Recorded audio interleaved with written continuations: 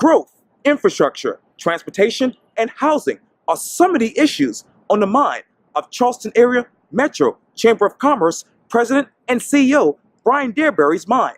I sit down one-on-one with the President and CEO of the organization for a special edition of Quintin's Close-Ups. And be sure to download the free Quintin's Close-Ups app in your Apple or Google Play stores. And listen to this interview next week on iHeartRadio. Bryan Derreberry, it's so good to meet you. Great to meet you, Quintin. Oh, I appreciate this greatly. Obviously, you are the president and CEO of the Charleston Metro Chamber of Commerce. And I was just talking with Ken Brady on our way over here, and he says you guys are moving from this location here off of Lease Avenue to Park Circle. Yeah, we're really excited. We're going to be off of East Montague on O'Hare Avenue, Yes. and we'll occupy that building, and with everything goes according to plan in June of next year. Next year. Yeah. What is the state of the Charleston Metro Chamber of Commerce this year? Well, we just came off an incredible year. We were selected as the top metro chamber in America. So our National Professional Association said, you guys do it the best. And our team has worked really hard to get the organization to that level. So this year, we're getting ready to do a major fund development campaign called Accelerate Greater Charleston. So over the next 5 years, we're asking investors to commit $6 million to our organization in primarily 3 areas. Talent development. Every employer in our metro area needs great talent. To business advocacy. We've got a great government relations team that makes sure our business climate helps companies grow and people are employed. And then we're going to have a brand new pillar in leadership. Right. So how do we help people from the age of high school up to a CEO improve their leadership skills? So we want to make sure that the region is capable of moving forward with people that are looking to the future and can lead us into it. How do you lead as president and CEO? I know that you've been here for 9 years. What's it like for you? You know, I think every day is an adventure. We just had 70 of our leaders in a board meeting upstairs. Yeah. So one of the big parts of my job that's so important is to be able to listen to maybe somebody that's a sole proprietor up to somebody that might have 10,000 employees. So the interest of those two businesses are uniquely different and everything in between. So, we've got 1,614 members and they all have different needs. So how do you find consensus? How do you find things that'll benefit that broad base of membership? And then how do you think as a leader about aiming the chamber into the future as well as aiming our metro area? So you got to be strategic. And then when you're with that individual member, you got to be pretty tactical. So you got to be flexible and open to opportunities to meet the needs of a very unique set of business members. What else are you listening to right now? You know, I think we just had U.S. Congressman Joe Cunningham, and our new congressman, and looking at the impact of tariffs on trade globally. So, I think probably 30 years ago, a chamber executive would be worrying about, what's happening on Main Street, maybe what's happening at the state capitol. Today, we have to be listening to our members that do things across the world, and what do they need? So that lens has gotten much bigger, and I think the one of the presentations we had this morning is a great example. Dr. Jarita Postlethwaite with Charleston County Schools talked about how do we make sure every young person in our region is receiving a high quality education. So you're thinking about factors that are broad based, some regional, some state, some national, and some global. So you've got to take all that input and try to understand what you can impact and then what you have to react to. So we try to stay on the impact side with our efforts, and there's some stuff that's just going to happen and we're all in a reactive mode. So lots of different incoming signals when it comes to listening and evaluating, and then just thinking about how we can be responsible with all of our private sector leaders, our staff, and our public partners. What are those signals in your mind? I think the signals that are the strongest right now, we were with a brand new employer the other day in our metro area. got about 300 folks on their team, and he said, I have one focal point: talent. I need to have people that can help me produce my products, get them out, and be effective in growing the business. We hear that more now than anything else. I think talent is the oil of the 21st century. We just have to have it in our metro area. So whether that's a young person graduating from high school, or a young person graduating from high school and going on a certification, or a 2-year degree, or a 4-year degree, that's really a critical regional imperative now, is how do we get people ready to go to work in all these great jobs? We're really blessed. I get together with about 40 chamber execs every year, and there's only 4 or 5 places that are healthy as we are. So we feel a little embarrassed when we have to give our update report, because everybody goes, wow, Volvo and Mercedes, right, and Boeing, right, and your port. Right. And what we want to make sure we do is not only attract talent here, but if I'm a 9-year-old kid here, do I have a chance to work for the port? Could I be building a jet for Boeing? Could I be building an automobile for Volvo? Could I be working in one of our great health facilities in the metro area? So how do we spark that dream and then provide them with a career pathway and the skills so they're ready to be able to support the talent needs we have as a region? You talk about the metro area, and everybody I've talked to for Quintin's close-ups has talked to me about this, and that is housing. Where are you with this discussion about housing in the Charleston area? Yeah, we've been a leader on looking at housing attainability. A number of our large employers came to us about 18 months ago and said, we're having difficulty getting our people either able to live near work or have a commute that allows them to be productive at work and still have a quality lifestyle. So we've done a lot of research with regard to how many housing units we need to be building and occupying annually. And that number is 7,500. Okay. And we haven't done that since 2006. So every year, you remember that old econ class, when that level of demand outstrips the level of supply, prices continue to go up. So we've now shared with all the electeds in the region that we need to make sure that we're siting that much housing per year and people have the residential units to move into. The other challenge we face, Quintin, is that our housing is very expensive. So out of that 7,500 units annually, half of them need to be homes that people can get into for $180,000 to $250,000. That's the workforce that we have here and that we're attracting. So we know that not only do we need to be building more, they have to be more attainable for people. So we did a public relations campaign over the past 6 months. So we're getting the word out. So we believe firmly that you can't address a problem until you know what the problem is. So now we're going to be working with counties, municipalities to say, hey, what can we do to get that price range of home in place so that I'm not driving 40 miles to go to work if I'm working at a hospital or in a restaurant or as a policeman or as a fireman. So just thinking about how we can get people into the homes they can afford closer to where they work. That's the ultimate equation. And we live in a place that's very attractive for people to move to. So that creates some tension around home prices, home availability. So all that's in the mix, and we're working with some great public partners, a lot of private sector leaders to begin to be more effective and making sure that future housing stock meets our needs. How many electeds are you talking about? Well, we right now we've met with 6 of our cities and towns, and we'll be meeting with all 3 counties. So these are folks on the ground.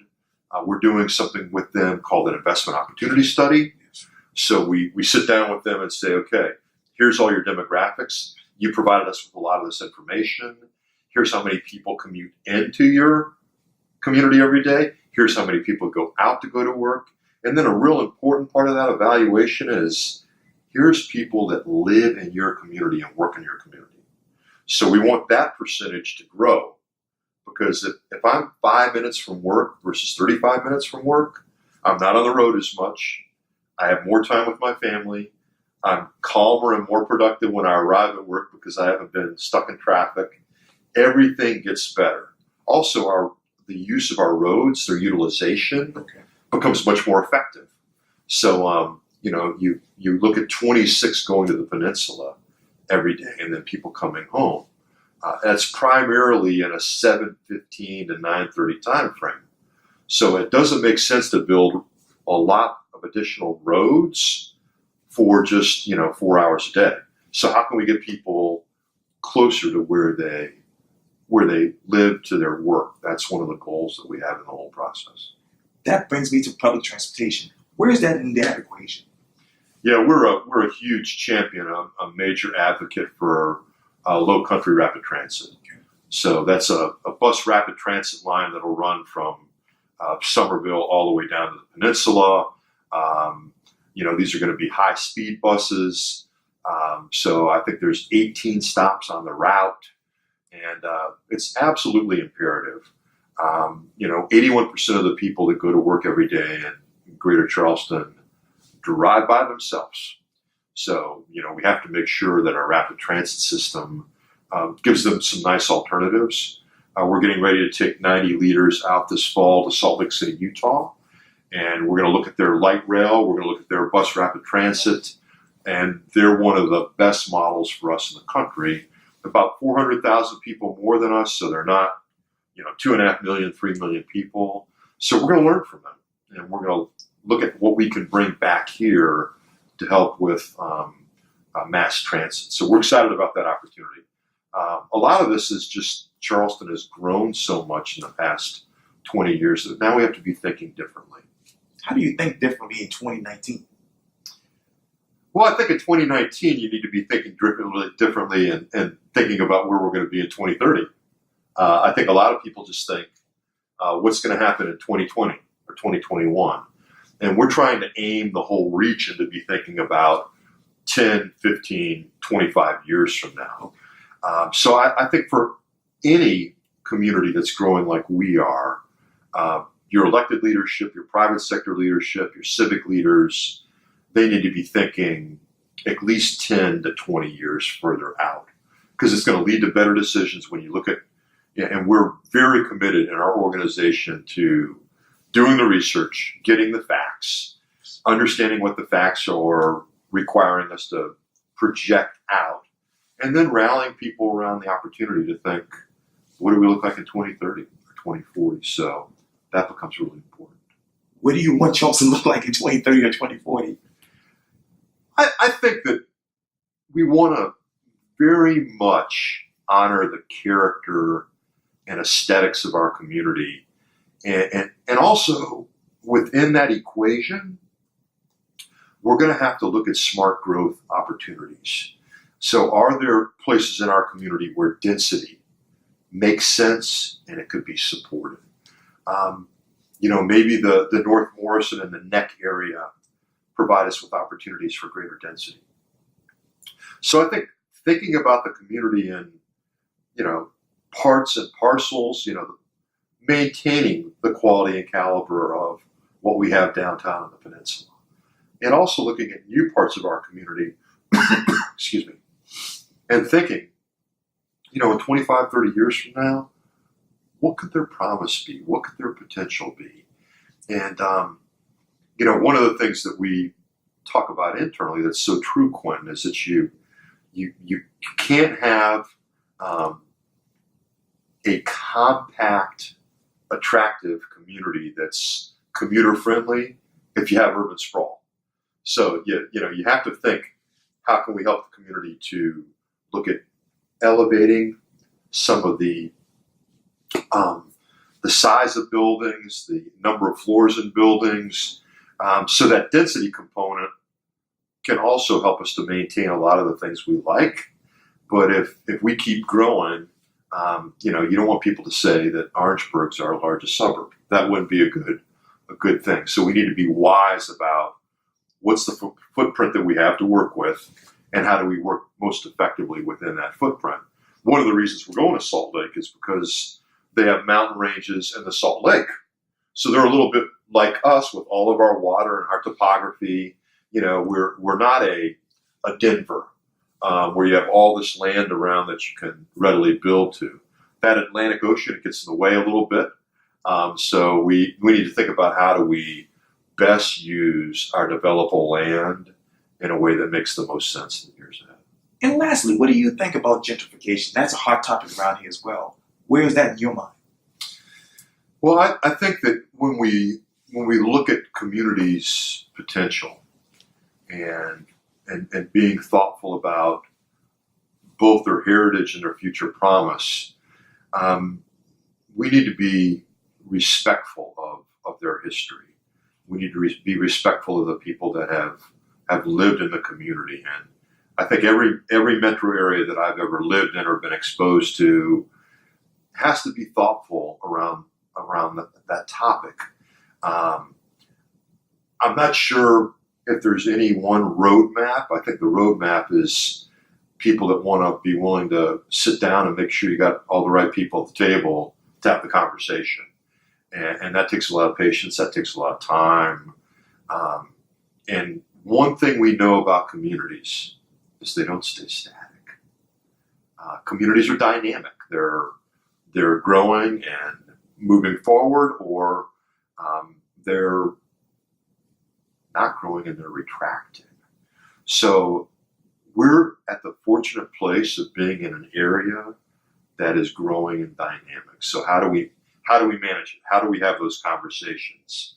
And they're hard conversations because you have lots of interest when it comes to what do we look like in the future? How do we care for the people that are in neighborhoods? How do we look at the opportunities for development? So I think the biggest thing is, can you get people to the table that are willing to have the conversations? And they're not easy. So I think that's the big thing, is you got to be willing to talk about it and work through the opportunities to look at how communities change and grow. When?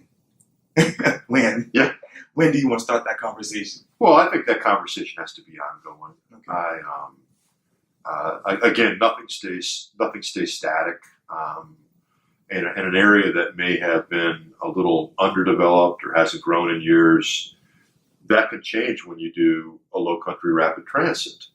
So how do you think about the communities that will be around each of those stops as that line makes itself from Somerville down to the peninsula? How do you get people in the neighborhoods involved in talking about what will it mean from everything from residential to residents to businesses to light commercial, maybe manufacturing, and can those be combined in a way where you honor the culture and context of that area, and also do it in a way where you're forward leaning? I think a lot of times we fear change simply because we don't know what it will look like. And some of the things I've seen done really well is to get folks involved in talking about what their community will look like, what the positive infrastructure changes, and what the introduction of new employment opportunities, new schools can look like. And then all of a sudden, it's not as threatening as I thought it will be. Yes, it will look different. And I think we're smart enough in this region to make it look different in a way that's beneficial to everyone. And that conversation never stops. It takes work. And let me reset and talk about you. Obviously, you're Yeah. the president and CEO of the Charleston Metro Chamber of Commerce. But when you take off that president and CEO hat, who is Bryan? Well, I'm really blessed. My wife and I will celebrate our 37th wedding anniversary in August. And we have 3 wonderful children, daughters in Chapel Hill, North Carolina, Sunset Beach, North Carolina, and our youngest child, our son, is in Cincinnati. And we have 2 beautiful grandchildren in Sunset Beach, North Carolina. And Gail and I love spending time together. We got a great chocolate lab, Riley, which keeps us going all the time. Yes. I love to bike, exercise, work out. We spend a lot of time walking on the beach. So we've really been incredibly fortunate to live in a place that's so beautiful as our area, because it keeps us outside, it keeps us having fun. We're both actively engaged in our church. It's just been a wonderful time for us in the Charleston metro area. So thank you for asking. Oh, anytime. Thank you for asking. Oh, anytime. Well, Bryan Derreberry, thank you so much for your time. I really, really appreciate this. It's been fun. Oh, yes, sir. And great questions, Quintin. Thank you. you. You're welcome anytime. Yeah. You're welcome. Appreciate it. Anytime.